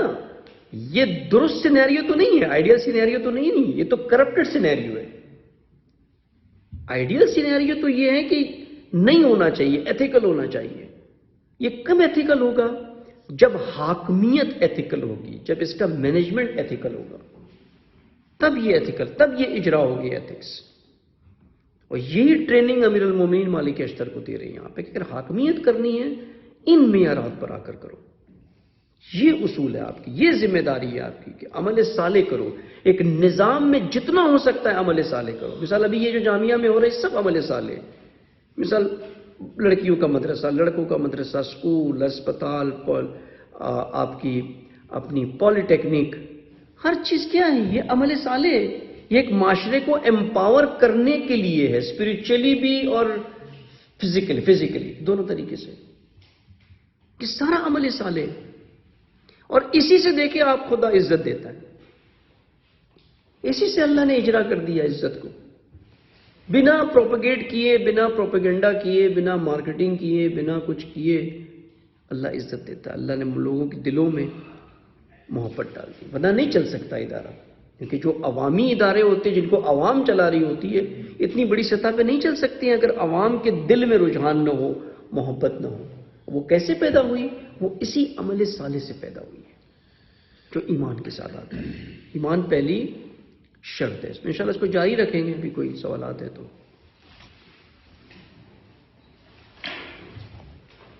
اس میں اس سے پہلا سوال یہ ہے کہ جیسے آپ نے بیان کیا کہ جو انسان کا نفس ہے وہ ہمیشہ اس کو برائی کی طرف جاتا ہے، لیکن جو ہمارے اندر کبھی احساس اچھائی کا بھی حال ہوتا ہے، بری چیز خواہش ہے نا، خواہش اچھی بھی ہو سکتی ہے، بری بھی ہو سکتی ہے، صرف نیگیٹو نہیں ہوتی ہے. جیسے آپ مانا سوچ ہی رہے لیکن آپ دل کر رہے، جیسے آپ مفازہ کے لیے کچھ کریں مثال کے طور پر، وہ یا فطرت جامعہ کے لیے کچھ کریں آپ، وہ بھی نفس ہی ہے نا، نفس کی اقسام ہو گیا ہے. نفسی ہے. نفس کے ڈفرینٹ مرحلے اور فیکلٹیز ہیں نا. ایک فطرت ہے آپ کی. فطرت کا رجحان ہمیشہ اللہ کی طرف ہوتا ہے. وقم وجہ کا دین حنیفہ جو ہے نا، کہ فطرت جو ہے انسان کی دین حنیفہ کی طرف جاتی ہے، ایک صحیح راستے پر ہی انسان کو لے جاتی ہے. لیکن ساتھ میں طبیعت بھی ہے نا، وہ مادہ ایلیمنٹ بھی ہے نا اندر انسان کے جسم میں، وہ لے جاتا ہے اس کی طرف، رجحان کراتا ہے. اب جب وہ بڑھتا ہے رجحان تو فطرت مغلوب ہو جاتی ہے، فطرت کی آواز سنائی نہیں دیتی ہے کانوں کو. یہی بتا رہے تھے نا امیر المومنین کہ اس کو پہلے ہی مرحلے پہ اسیس کرنا شروع کرو کہ فطرت کی آواز نہ دبے اندر. تو اچھے کاموں کی طرف تو فطرت لے جاتی ہے نا، پست کاموں کی طرف وہ نفس لے جاتی ہے. نفس امارہ، دو طرح کی نفس ہے نا. نفس امارہ اصطلاحات اخلاق میں وہی ہے جو برے کاموں کی طرف امر کرتی ہے، لیکن ایک دوسرا نفس بھی ہے جو اچھے کاموں کی طرف بھی دعوت دیتا ہے اس کو. وہ فطرت کے سے نکلتا ہے، اس کا سورس فطرت ہے. دوسری چیز جیسے آپ نے سنن الہی بتائے ہیں کہ قرآن میں موجود ہے، قرآن میں ہر علم ہے، تو علم طب یا میڈیکل جو ہے اس کے میں سنن الہی دریافت کرنے ہو قرآن سے، تو ہم کیسے دریافت کر سکتے ہیں؟ کیا مراحل ہیں اس کے؟ نہیں، سنن الہی اصول وہ ہیں نا جو انسان کی انسانیت سے تعلق رکھتے ہیں، جو انسان کا اصل مقصد ہے اس سے تعلق رکھتے ہیں.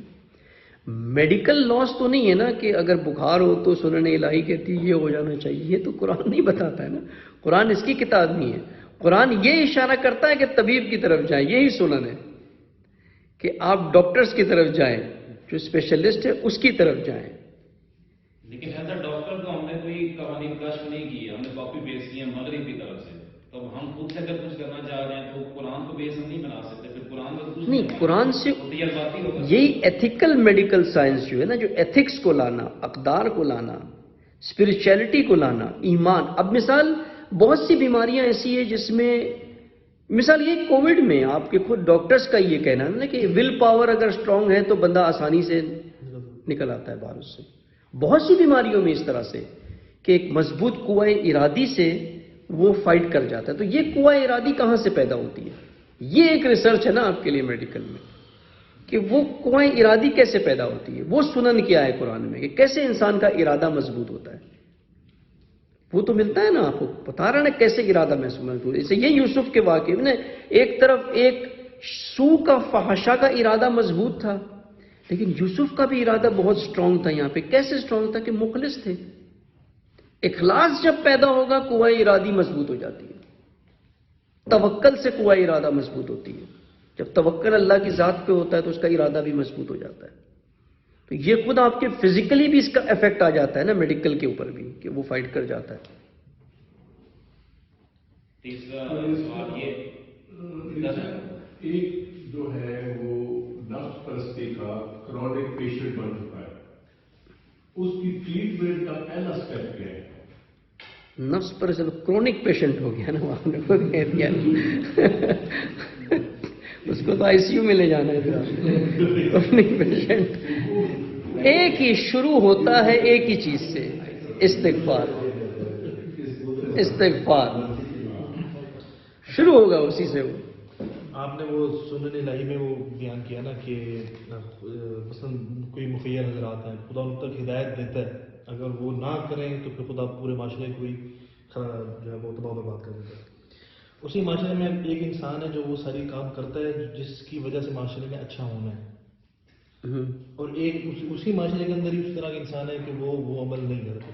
تو آیا جس نے وہ عمل کیے اس سے اس معاشرے کی بھلائی اور وہ ساری چیزیں پھر افیکٹ نہیں ہوگا اس معاشرے میں؟ یہی ہے نا سورہ ہود میں وہ سنن ہے نا دوسری اسی حوالے سے 116 117 آیت میں کہ خدا ایک معاشرے میں وہ لوگ ہیں جو فساد کرتے ہیں، جو جن کا رجحان جو ہوتا ہے ظالمین کی طرف ہوتا ہے، فسق کی طرف ہوتا ہے، لیکن ساتھ میں کچھ ایسے بھی افراد ہوتے ہیں جو عمل صالح انجام دیتے ہیں.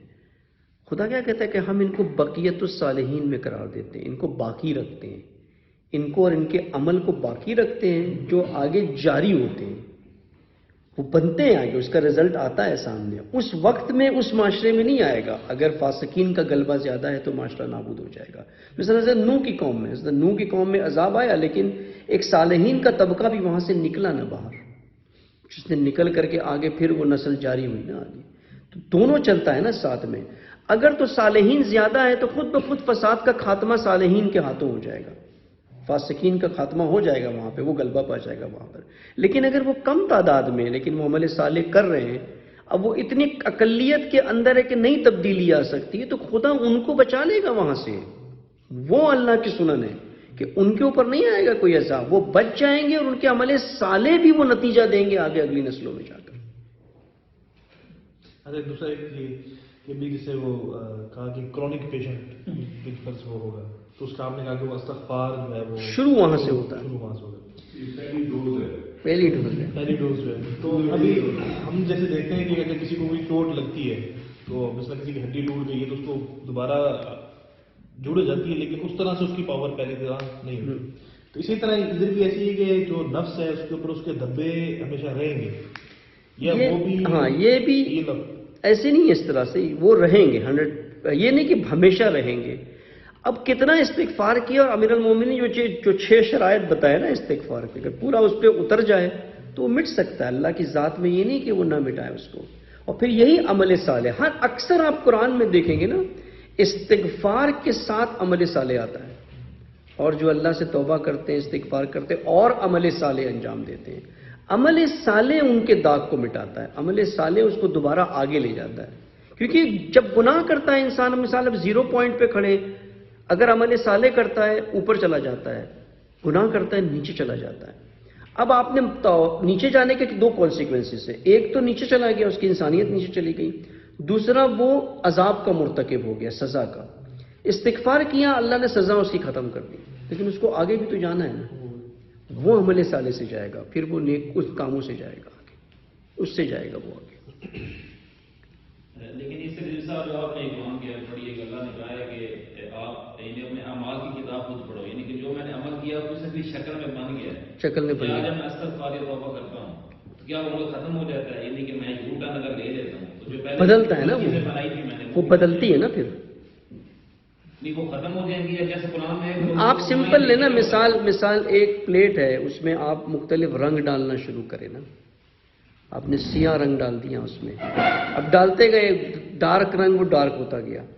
اب آپ نے کہا نہیں یہ تو غلط ہو گیا نا، اب میں کیا کروں اس کو. اب آپ نے اس کو نکال تو دیا وہاں سے توبہ کر کے باہر کر دیا، لیکن وہ سیاہی اس کی ہے پیچھے.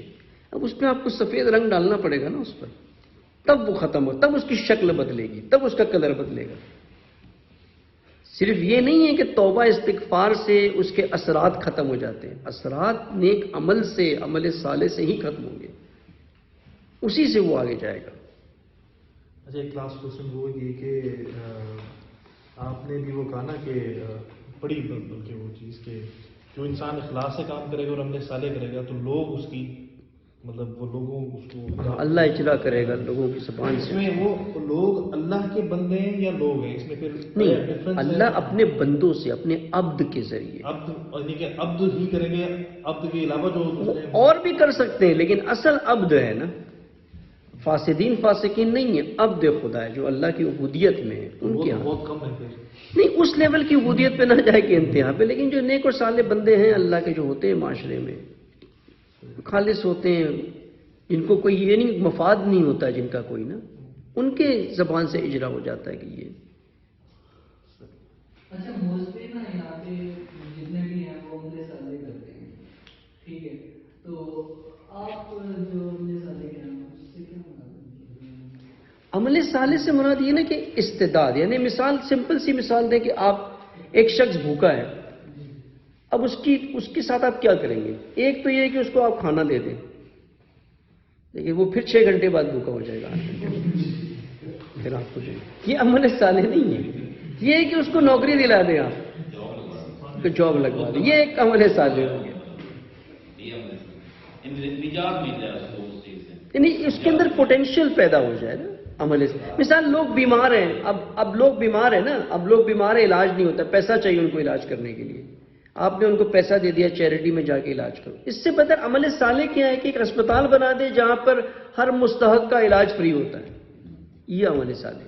تو قبلہ اس کا ایک وقت کا کھانا کھلانا وہ عمل کیا ہے؟ وہ بھی نیکی ہے، اس کا ثواب ہے آپ کے پاس. یہ ثواب، اس کا ثواب ہے آپ کے پاس، عمل حسنہ ہے وہ. کئی عمل کی کیٹیگری ہے نا، لیول ہے نا پورا. عمل حسنہ ہے، عمل بر ہے، عمل صالح ہے. عمل صالح جو ہے وہ ایک ہائیسٹ ڈگری آپ سمجھ سکتے ہیں عمل کی کیٹیگری ہے جو استطاعت پیدا کرے. مثلا مدرسہ بنانا عمل صالح ہے، ہدایت کی کتاب لکھ دینا کوئی، یہ عمل صالح ہے. اب لنگر کھلا دینا عمل حسنہ ہے. دکھانے کے لیے کوئی کھلاتا ہے وہ حسنہ ہے، پھر وہ اردو والا حسنہ ہے.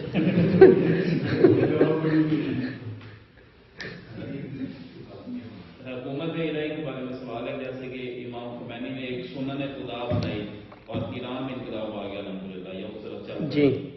تو ہمیں تو کوئی شک نہیں کہ الحمدللہ استاد محترم بھی اسی روش پہ چل رہے ہیں. ہوں. انقلاب مطلب اس میں کیوں نہیں آ پا رہا؟ ہماری جو یعنی کہ ناصرین میں کوتاہی ہے کیا؟ نہیں، یہ تو نہیں ہے کہ انقلاب کے مراحل ہوتے ہیں نا، ان مرحلوں سے گزرے گا تو آئے گا نا.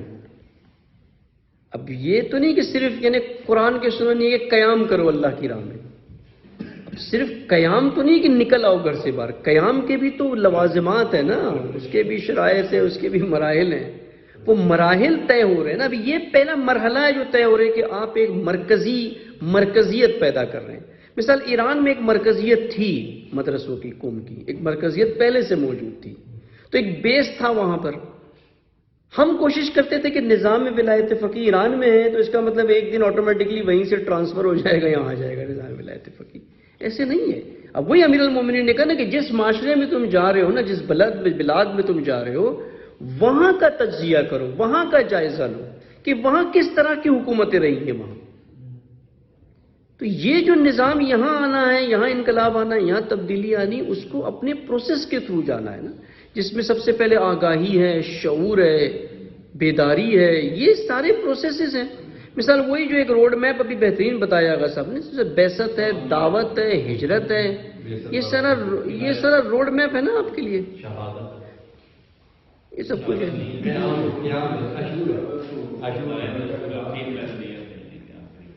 نظام ہے، ولایت ہے، پھر عاشورہ ہے، اور پھر وہ اس کے بعد ظہور ہے. جب انہوں نے مخلصانہ اس سے عمل شروع کیا ہے، ہم دیکھ رہے ہیں کہ اس میں انتہائی امپروومنٹ ہو رہی ہے، ہماری امید سے کہیں زیادہ ہو رہا ہے. ایسا ہی ہے نا.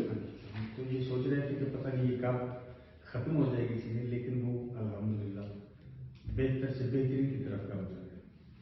وہ یہی سنن الہی ہے نا ساری اللہ کی. جب آپ مخلصانہ طور پہ کام کرتے ہیں، صحیح ٹریک پہ کام کرتے ہیں، ایک تو اخلاص ہو لیکن روش بھی درست ہو، حکمت بھی درست ہو، تو وہ خود بخود وہ نتائج اپنے آپ سامنے آ جاتے ہیں. وہ آگے بڑھتا ہے، کام رشد کرتا ہے. مثال ایک بیج آپ نے ڈالا ہے، اس کو جو اس کے لوازمات ہیں آپ پورے کر دیں گے نا، اس کو پانی چاہیے، اس کو کھاد چاہیے، اس کو روشنی چاہیے، اور اس کو ایک مالی چاہیے، تو یقیناً وہ اپنا وہ نکلے گا باہر آگے، وہ رشد کرے گا. کرنا ہی ہے اس نے، اللہ کی سنا نہیں ہے پھر یہ کہ رشد کرنا ہی کرنا ہے اگر یہ سارے کنڈیشنز میٹ ہو جاتے ہیں اس کے. اچھا صاحب، ایک بندہ جو ہے وہ نماز روزے کا پابند ہے، گناہ بھی دبا کے کرتا ہے اور معافی بھی مانگ لیتا ہے، اس کنڈیشن کو کیا کہیں؟ اب پہلے دیکھیں گناہ مخلصانہ طور پہ کرتا ہے یا معافی مخلصانہ طور پہ مانگتا ہے، یہ دونوں میں اسسمنٹ کریں گے نا پہلے آپ. گناہ کرتا ہے توبہ نسو تو نہیں ہے نا، وہ توبہ نسو تو ہے ہی ہے کہ ایک بار گناہ کیا، توبہ کی دوبارہ نہیں کروں گا میں. بات کر لوں گی. یہ جو میں آپ کو ایک واقعہ بتا دیتا ہوں، ہمارے وہاں باولپور میں یہ ایک مولوی تھا، دیوبندی تھا، تو وہ لواطت میں پکڑا گیا، تو وہ اس کو چلا گیا تھانے میں. تو وہ کہے یار وہ کدھر گیا، اس کو چھڑاؤ، ہماری تو نماز نہیں ہو رہی، اسی پیسہ ہماری لواطت میں پکڑا گیا اور وہ انتظار میں اس کو چھڑوائے اور آپ کی نماز پڑھ. تو یہ جو ایڈکٹ ہے لوگ، یعنی گناہ میں بھی ایڈکٹ ہے، نشہ ہے، نماز میں بھی ایڈکٹ ہے، وہ نماز ضرور پڑھنی ہے. وہ کچھ 3-4 پٹھان جا گئے تھے، یہ تو ہے وہ معذرت کے ساتھ نکلا نہیں گئے، ان نے کہا نماز کا ٹائم ہو گیا، نماز پڑھا. سارے खुदा का शुक्र है हमने बाद वक्त नमाज पढ़ ली, अगर वजू के चक्कर में पढ़ जाते तो लेट हो जाते। तो वो जो है ना ये तो आदतन इबादतें हैं ना, ये तो सारी आदत बन गई है, वो तो हैबिचुएशन है वो। उसको आदत ही कहा जी उसने कहा मनशियात का कारोबार हो तो हमारा कारोबार है, नमाज फर्ज है अल्लाह की तरफ से। वो तो चर्च में बेचना है, नमाज भी वक्त पे पढ़नी है। वो दीन शनासी दुरुस्त नहीं है ना, सही मनाबे से दीन नहीं लिया है, इसलिए ये मुश्किल है। अगर सही सोर्स यानी कुरान से दीन ले तो फिर वो दीन की शक्ल कोई और है, जो कुरानी दीन है वो और है, जो राइज दीन है वो कोई और दीन है। अब मैं आपको सिंपल बताऊं ना, हमारे यहाँ एक कॉन्सेप्ट है कि चलो मैं हराम तो नहीं करता हूं ना, मैं क्रिकेट देखता हूं तो क्या मसला है, टीवी पे बैठ के PSL देख रहा हूं ना तो हराम तो नहीं कर रहा हूं, इसमें कौन सी औरतें डांस कर रही हैं, इसमें कौन से जो है वो गाने आ रहे हैं और म्यूजिक आ रहे हैं, या गपशप लगा रही हैं औरतें बैठ करके, कोई मौजू नहीं है बात करने का इधर की उधर की, हम गीबत तो नहीं कर रहे, तोहमत तो नहीं लगा रहे, हम तो ब्रांड्स की बातें कर रहे हैं, फला ये आया है सूट, फला ब्रांड का ये आ गया, फला ये चीज आ रहा है, ये कोई हराम तो नहीं कर रहे। लेकिन अगर आरिफाना नजर से इसको देखे, कुरानी नजर से देखे तो खसारा नहीं है ये। आपको महदूद वक्त दिया गया है जिंदगी में अमल साले करने के लिए, आप उसको जाया कर रहे हो PSL में बैठ करके ब्रांडों के पीछे, इसके पीछे, तो ये तो खसारा है ना, आपका टाइम तो खत्म हो रहा है ना। ये इसी तरह से ना कि आपने मोबाइल में टॉपअप किया है, चार्ज डाला है 1000 रुपया कि मैं हॉस्पिटल के लिए बातें करूंगा, कॉल करूंगा, आप लग गए गपशप लगाने में। कहा मैं हराम तो नहीं बात करेंगे, वो क्रेडिट तो खत्म हो गया ना आपका, वो टाइम तो खत्म हो गया ना आपका। ये कॉन्सेप्ट क्योंकि कुरानी दीन नहीं ना, कुरान लहब लहाब को बहुत क्रिटिसाइज करता है, हत्ता कि दीन में भी कहता है कि आप दीन के नाम पर भी टाइम नहीं वेस्ट कर सकते हो, और हम टाइम वेस्ट करने को भी दीन ही समझते हैं। ये जो मिसकॉन्सेप्शन हमारे हैं ना, वो सारे सोर्स से दूरी की वजह से। अब कुछ लोगों ने रसूमात को ही सिर्फ दीन समझा है, कुछ उससे आगे निकल गए तौजील मसाइल को दीन समझ लिया, जिसमें कि बहुत महदूद दीन है, हत्ता कि सारी फिक भी नहीं है जो कुरान में। कुरान में भी जितनी फिक है वो भी तौजील मसाइल में नहीं है सारी, उसको दीन, कुछ दुआओं में, इबादतों में। असल जो जामियत है दीन की, जो यही सुनन इलाही है कि कैसे जो दीन का इज्तिमाई पहलू है, दीन तो माशरे के लिए आया है, फर्द तो माशरे का हिस्सा है, उसकी तरफ रुझान ही नहीं है किसी का ना कि माशरती दीन है, ये दीन सोशल है, दीन इंडिविजुअलिस्टिक नहीं है। इंडिविजुअल तो उसका एक कंपोनेंट है, उसका एक हिस्सा है, नेचुरली उस पर अप्लाई कर जाता है क्योंकि उसी से बनता है माशरा। ये चीजों को जब तक चेंज नहीं करेंगे ना हम जहन को, तब तक ये नहीं चेंज होगी कि मैं अच्छे काम भी कर रहा हूं बुरे। इसी तरह से ना एक हाथ ठंडे पानी में डाल दे, एक हाथ गर्म पानी में डाल दे, अब आप नॉर्मल हो गया। नॉर्मल तो नहीं हो सकता ना ये, हम वो काम कर रहे हैं इस वक्त। अमूमी तौर पे हमारे माशरे के अंदर यही चीजें हो रही है, बस जो है ना, जो सही मानू में जैसे आप बता रहे हैं कि दीन को असल में जब तक उसका मफहूम वाज़ेह ज़हन के अंदर रासिख ना हो तो फिर पता इसी तरह ही फिर डाउन रोड रहता है। वही ना, आपको कुरानी दीन को इंजीनियर करना है अपने दौर के मुताबिक। जब तक उसका रिकंस्ट्रक्शन नहीं करेंगे अपने दौर के मुताबिक, ये प्रॉब्लम्स नहीं सॉल्व होंगे। और ये खुद एक बड़ा काम है ना, ये काम ईरान भी अब तक नहीं कर पाया है कि कंप्लीट री इंजीनियरिंग करें दीन की ना। एक महदूद शोबे में किया है उन्होंने, लेकिन हर शोबे में नहीं कर पाए वो। ये काम अगर हो जाए ना, किसी नस्ल में कोई किसी को तौफीक हो जाए, तो वो बहुत बड़ा अमल साले और वो बेस बन जाता है आगे हिदायत का, फिर इनकलाब का, सारी चीजों का। आखिरी सवाल इस हिसाब है, उसमें मसला नहीं है कि रसूल खुदा के दौर में यानी कि इस तरह लोग डेवलप नहीं थे, जैसे प्रोफेशनल्स हैं और यानी कितनी चीजें डेवलप कर रही हैं एक हिसाब से ना, उस वक्त दीन इतनी आसानी से समझ आ जाता था। जैसे आला साहब ने वाक्य भी सुनाया था एक बंदू का, आया है और एक आयत में एक दो आयत के अंदर पूरा दीन लेके चला गया। तो हमें वो मतलब इतना कुछ मौजूद है, फिर भी हम असल दीन तक क्यों नहीं पहुंच पा रहे, क्या बात है? नहीं, मवाने भी तो बढ़ गए ना, ऑब्स्टेकल्स भी तो बढ़ गए ना आपके। मिसाल आपके उस वक्त क्या था रसूलुल्लाह के दौर में, ना मोबाइल था, ना टीवी था, ना रेडियो था, ना क्रिकेट था, ना कुछ भी नहीं था। रुकावटें भी तो नहीं थी ना। علمی لیول سطح اتنی نہیں تھی لیکن ڈسٹریکشنز بھی اتنے نہیں تھے. وہ بیلنس ہے نا. شریعت اسی طرح سے آئی ہے نا انسان کے عقل کے لیول کو دیکھتے ہوئے. تو میچورڈ نہیں تھا. یعنی عقل ہم کہتے کم تھی, اتنی زیادہ نہیں تھی, لیکن اس لیے بڑی آسانی سے پک کر کے بات سمجھ میں آ گئی. اور ایک نیچرل سائنسز کو جو اویئرنیس تھی نا اس وقت, جو ہماری کم ہو گئی اس وقت, جو نیچرل آگاہی ہوتی ہے اللہ کی آیتوں کو دیکھنا کائنات میں, اس سے خود انسان کے اندر انکویزیٹیونیس پیدا ہوتی ہے, سوال اٹھتے ہیں. یہ سوال ہمارے اندر ابھی سوال یہ اٹھتا ہے کہ یہ ماڈل میں کیمرہ میں پکسل صحیح نہیں آتے ہیں, اگلا کون سا ماڈل ہے اس میں 5 میگا پکسل ملے گا یا 2 میگا پکسل ملے گا. یہ سوال اٹھتے ہیں نا ہمارے یہاں. یہ سوال اٹھتے اچھا یہ بڑی ویڈیو فائل میں شیئر کیسے کروں, یا کیسے فارورڈ کر دوں, اس کو کیسے آگے لے جاؤں, کیسے پیچھے لے جاؤں, یہ سوالات اٹھتے ہیں. اللہ کے نظام پہ تو سوال نہیں اٹھتے ہمارے. یہ انکوزیٹرز نہیں آتی ہمارے اندر کہ کیا ہو رہا ہے. یہ اصل فرق پڑ جاتا ہے اس معاشرے میں اور اس معاشرے میں. آج بھی آپ اگر چلے جائیں نا پسماندہ علاقوں میں, جو دیہاتوں وغیرہ میں, ان کو پھر بھی بات جلدی سمجھ میں آتی ہے.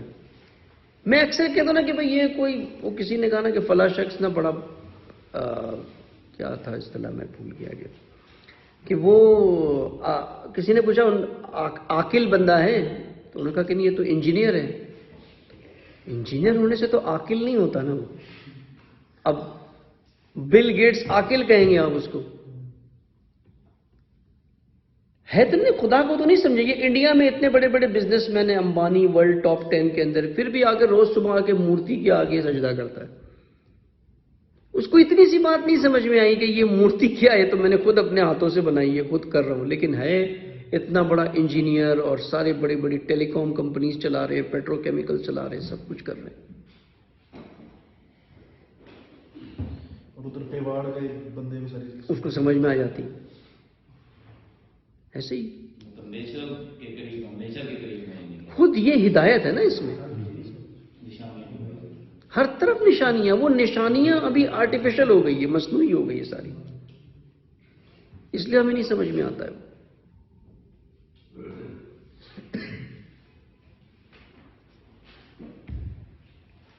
جی سر یہ بھی جو یو این میں وہ ہوئی ہے, ووٹنگ ہوئی ہے ریسنٹلی, یہ پرسوں ہی ہے رشیا کی, رشیا کے اس میں, تو اب آپ یہ دیکھیں کہ ہم ایک گورنمنٹ کو اپنے لیے یہاں پہ ہم سب آئیڈیل مانتے ہیں کہ جو ایرانی گورنمنٹ ہے, یہ جو بھی سسٹم ہے وہ بہت ہی آئیڈیل سسٹم ہے.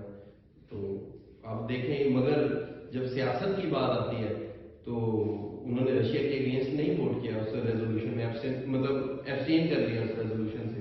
مطلب وہاں پہ ٹھیک ہے وہ پولیٹیکل بیک گراؤنڈ میں ایک چیز ہے, مطلب پڑھا ہے, میں دیکھا ہے, سمجھ آیا کہ کیا ہے وہاں پہ, کیوں رشیا نے اٹیک کیا, کیا ریزن. مگر وہاں پہ تو انوسنٹ لائف کا تو نقصان ہو رہا ہے نا سویلین کا, اور رشیا بمبارڈ کر رہے ہیں, ویڈیوز ہمارے پاس ہے کہ سویلین انفراسٹرکچر ٹارگیٹ ہوئے ہیں, ہوم ٹارگیٹ ہوئے ہیں, یہ ریزیڈینشیل ایریاز ٹارگیٹ ہوئے ہیں. تو وہاں پہ تو نہیں, مطلب یہ وہاں کیوں یہ کرائٹیریا نہیں کاؤنٹ ہو, وہاں پہ بھی ان کے اگینسٹ کرنے چاہیے. یہاں دو موضوعات ہیں نا آپ کے سوال میں. ایک موضوع تو خود رشیا اور یوکرین کا ہے کہ کون صحیح ہے, کون غلط ہے, کیا درست ہے نا, وہ ایک اپنی جگہ ہے. لیکن آیا جو مثال آپ نے ایران کی مثال دی نا, کہ ایران نے جو ڈیسیشن لیا کہ رشیا کا ساتھ, رشیا کے سپورٹ کرنا رشیا کو, یا اس کے اگینسٹ نہیں جانا, آیا یہ ڈیسیشن کی بنیاد کیا تھی؟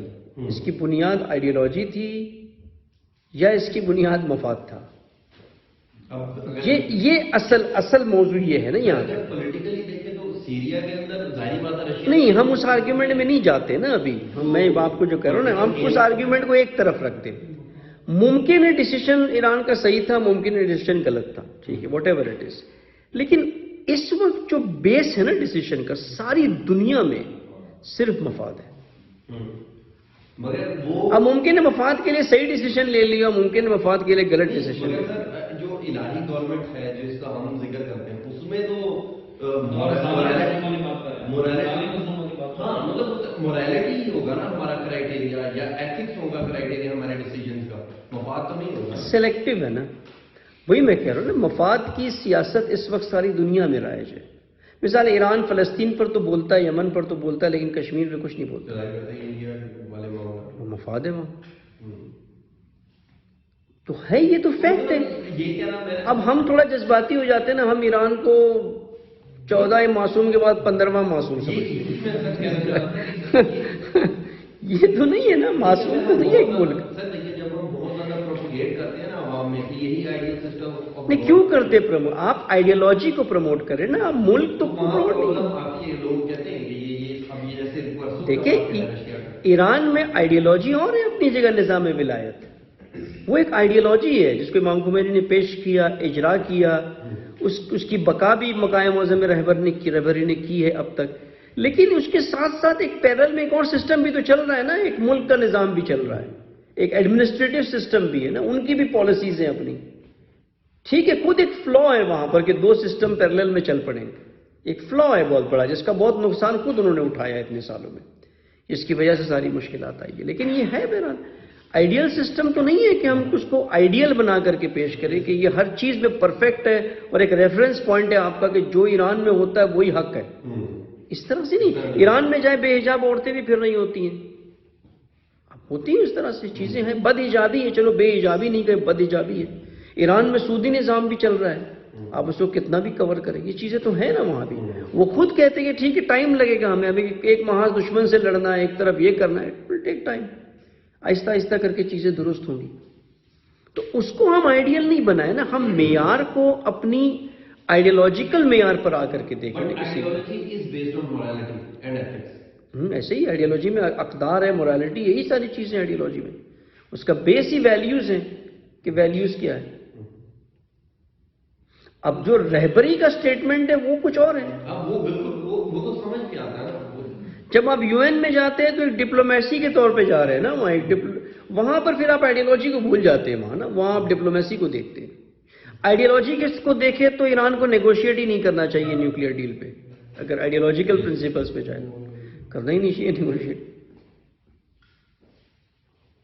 اب جب مفاد ہے بیچ میں کہیں نہ کہیں تو کمپرومائز بھی کر لیتے ہیں.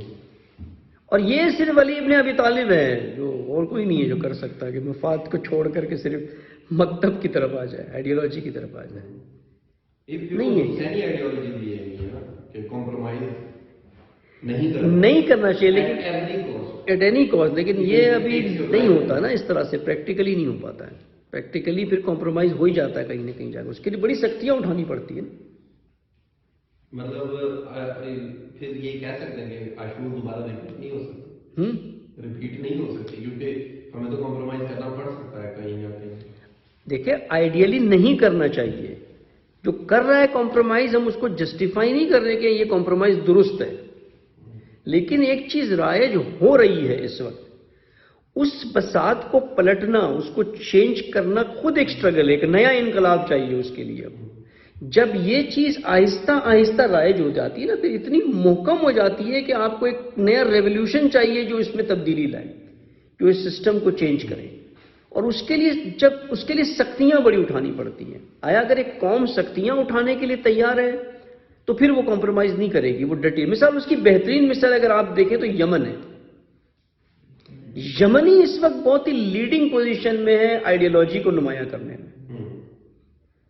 اتنی ضرب کسی کو نہیں لگی اتنے سال میں، اتنی چوٹ کسی نے نہیں کھائی جو یمن نے، اور پھر بھی ٹٹا ہوا ہے نا، وہ ہٹتے نہیں ہیں اپنی آئیڈیالوجی سے. یہ ایک بڑی ایک مثالی حکومت اس وقت بن گئی ہے نا، ایک مثالی قوم بن گئی ہے کہ کس طرح سے استقامت دکھا رہے ہیں. فلسطینی بھی کرتے ہیں سب، لیکن فلسطینی کے اندر کچھ خیانت کار ہوتے ہیں جو یہاں وہاں کر جاتے ہیں، لیکن بہرحال عوام اس میں بھی ہے. لیکن یمنی اتنا ظلم نہیں ہے فلسطین پہ جتنا یمن پر. لیکن سر یہ جو ڈیسیجن ہے اس کو کرٹیسائز کیسے ہم کر سکتے ہیں؟ اگر جس طرح ایران نے جا کے سیریا میں ڈیفینڈ کیا، وہ سیریا میں جب وہ قبضہ کرے گا کیونکہ وہ اپنے بارڈر سے باہر جو ہے وہ جنگ لے کر کے کیونکہ ان کے بارڈر تک اگر پہنچ جاتے ہیں، اگر رشیا کے بالکل قریب اگر آپ وہ نیٹو والے پہنچ جاتے ہیں تو اس کی بھی صابیت کو خطرہ ہے. وہی میں کہہ رہا ہوں، اس کے دونوں پہلو ہیں نا. پولیٹیکل تو جسٹیفیکیشن चांस दिया है, पूरा डिप्लोमेसी जब फेल हुई है, जब कोई रास्ता नजर नहीं आया। देखिए इसमें कई पहलू। नंबर 1, रशिया को अगर आप देखें तो उसने अपनी सरहदों की दिफा के लिए एक इकदाम किया, ठीक है, लेकिन उस इकदाम से बेकसूर की जान नहीं जानी चाहिए। वो कैलकुलेटेड, लेकिन कोलेटरल डैमेज हमेशा जंगों में होता है ये कोलेटरल डैमेज होता है। दूसरी तरफ यूक्रेन क्यों मुश्किल में आया? अपनी गलतियों की वजह से। तो ये तो फिर सुनन इलाही है ना, अल्लाह की सुनन है ना, कि तुम अल्लाह को छोड़ के उनकी इत्तिबा करोगे, तुम्हारे साथ यही होना है। और अगर सर रशिया के अगेंस्ट वोट करते हैं, जिसका मतलब है कि आप वेस्टर्न जो प्रोपेगेंडा है, जो वेस्टर्न कॉज है, उसको सपोर्ट है। पाकिस्तान वाला भी काम करेंगे, इसमें इंडिफरेंट रहे। अमीरुल मोमिनीन वही कहते हैं, फितने ऐसे फितने होते हैं जब उसमें इंडिफरेंट हो। एब्सटेन करते, वोट डाले ही नहीं जाके। इंडिया ने भी नहीं डाला, सिर्फ ईरान, पाकिस्तान ने भी नहीं डाला। नहीं, मतलब वो ऑब्वियसली क्योंकि जो अमेरिकन लॉबी के अगेंस्ट है और एक वेस्टर्न लॉबी के अगेंस्ट है, सबने एब्सटेन कर लिया। अब पता नहीं हमने क्यों किया, वो मुझे अभी तक नहीं समझ आ रहा। रशियन ब्लॉक की तरफ मूव कर रहे हैं शायद, इस तरह से अमेरिकी लिफ्ट नहीं करा रहे, अमेरिकी लिफ्ट फोन नहीं कर रहे। वो हमारे ऊपर थोड़ी तरकीब की है, उन्होंने लेटर नहीं भेजा गवर्नमेंट को कि ये आप उनको कंडेम करें, इन्होंने जवाब दे दिया है कंडेम नहीं करते। हमारी गवर्नमेंट ने भी कोई अपनी उठाई है ऐसी थोड़ी सी, ठीक है, ऑर्डर दिया ना।